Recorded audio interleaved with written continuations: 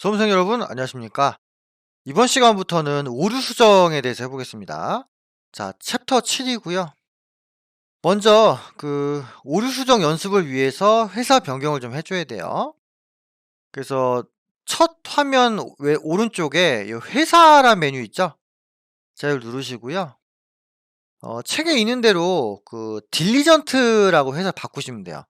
우리가 메인 매출할 때 울트라로 했잖아요, 그죠? 딜리전트로 이걸 좀 바꿔주셔야 됩니다.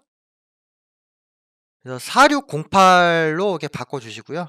그래서 클릭을 하면은 회사명 여기 바뀌죠, 그죠? 예. 이 상태에서 이제 오류 수정을 좀 해주셔야 되고요. 오류 수정 같은 경우는 이거 자체를 뭐 이렇게 학습을 하는 건 아니에요. 맞는 붕괴를 정확히 알면은 이거는 사실 공부 안 해도 되거든요. 근데 이제 또 한번 연습을 해봐야 되니까 오류 수정에 대한 챕터를 제가 책에 별도로 넣어놨습니다. 참고로 오류 수정은 두 문제가 출제가 돼요. 근데 가끔 이제 세 문제가 출제된 경우도 있기 때문에 약간 중요도가 있습니다. 그리고 의외로 그렇게 어렵지는 않다. 이게 어렵다면은 기본적인 붕괴에 대한 학습이 좀 덜 돼 있는 거니까 기본적인 붕괴가 어떤 건지를 좀 확인을 해 보셔야 될 거예요. 그래서 회사를 딜리전트로 일단 바꿨고요. 그러면 먼저 일반 전표 오류 수정에 대해서 볼 건데요.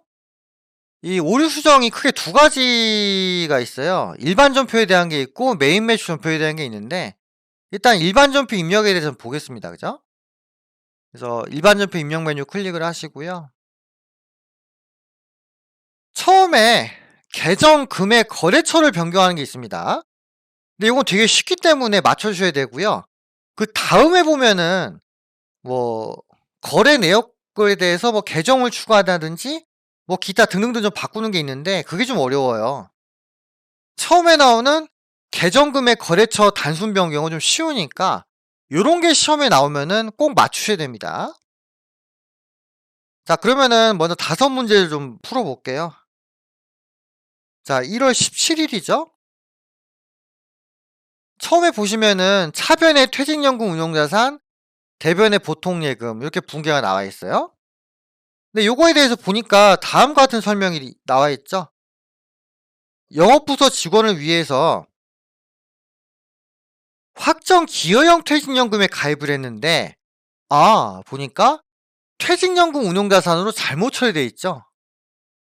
확정 기여형이면은 퇴직급여로 해야 되잖아요. 그죠? 그래서 첫 번째 같은 경우는 요 퇴직연금 운용자산을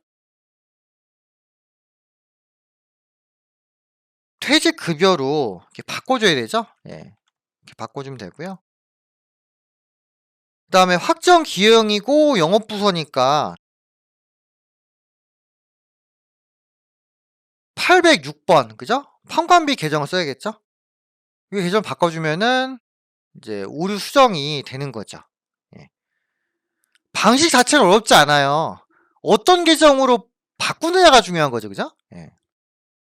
그래서 첫 번째 문제는 다음과 같이 풀었습니다. 예, 넘어가시고요. 두 번째, 1월 27일인데요. 보니까 500번대 복리후생비가 있네요, 그죠? 문제 보니까 이렇게 돼 있어요. 생산부서 직원의 결혼 축의금을 현금 지급한 걸로 회계 처리했는데 알고 봤더니 영업부서 거래처 직원의 결혼 축하금이래. 영업부서 거래처 직원이면은 접대비잖아요. 그럼 복리후생비가 아니고 뭐다? 접대비. 그 영업부서니까 800번대 코드를 써야 되는 거죠, 그죠? 그래서 계정을 바꿔줍니다. 접대비 이렇게 바꿔주고요. 800번대로 써주시면은 오류 수정이 완료가 되는 거죠. 세 번째 보실게요. 자, 2월 12일인데요.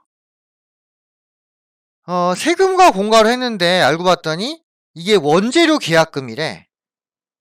그러면은 세금과 공과가 아니고 뭐예요? 선급금이죠? 그 선급금은 채권 채무에 속하니까 어떻게 해야 돼요? 거래처 써야죠. 왕명. 예. 이렇게 써주면 된다는 거죠. 예. 그래서 세 번째도 뭐 쉽게 했습니다. 그래서 보시면 이 계정을 주로 이제 바꾸는 게 나오는 거죠. 그죠? 그리고 거래처도 추가하고 그다음에 2월 23일인데요. 여비교통비라고 했는데 이게 알고 봤더니 금액이 9만 원이었어. 8만 원이 아니고. 그럼 어떻게 해요? 금액을 9만 원으로 이렇게 바꿔주면 되죠? 네. 어렵지 않습니다. 이런 걸 틀리면은 좀 대책이 없어요. 그렇기 때문에 쉬운 거는 좀 연습을 부지런히 해주셔야 됩니다. 그 다음에 3월 10일이죠. 차변의 당좌예금, 대변의 외상매출금인데요. 알고 봤더니 이 외상매출금은 금강가구에서 회수한 게 아니고 아름드리에서 아름드리. 그럼 거래처 바꿔야죠. 아름드리 바꿔주고요. 그 다음에 360이 아니고 금액이 얼마요? 630이에요. 630. 그럼 금액도 바꿔줘야죠. 예. 예. 이렇게 바꿔주시면 된다. 요게 이제 일반 존표에서 간단한 유형의 오류 수정입니다. 이거는 맞춰야 돼요. 예. 어렵게 나오면은 오류 수정도 못 맞추는 경우가 간혹 있거든요. 그래서 이런 건 맞춰주셔야 되고요. 근데 이 오류 수정이요 되게 좀 들쭉날쭉해요, 난이도가. 그래서 일단 쉬운 거 어려운 거를 제가 좀 구분해서 책을 썼단 말이죠. 그래서 처음에는 계정금액 거래처 변경 되게 단순한 거고요. 그 다음에 거는 이제 계정을 추가하는 거예요. 계정을 추가하면서 이렇게 바꾸는 건데 이 경우에는 전표 삽입이란 기능을 이용해서 해보도록 하겠습니다. 거래를 다 지우고 하는 법도 있는데 그거는 별로 추천하지 않습니다. 거래를 지워버리게 되면은 아차하고 잊어버리면은 그냥 끝나요. 못 풀어. 그래서 일단 기존의 계정을 살리면서 추가적으로 뭔가 끼워 넣기 하는 그런 방식의 오류 수정을 좀 할 거라는 거죠. 네, 이렇게 해서 일단 그 계정금액 거래처 변경에 대한 오류 수정을 했고요.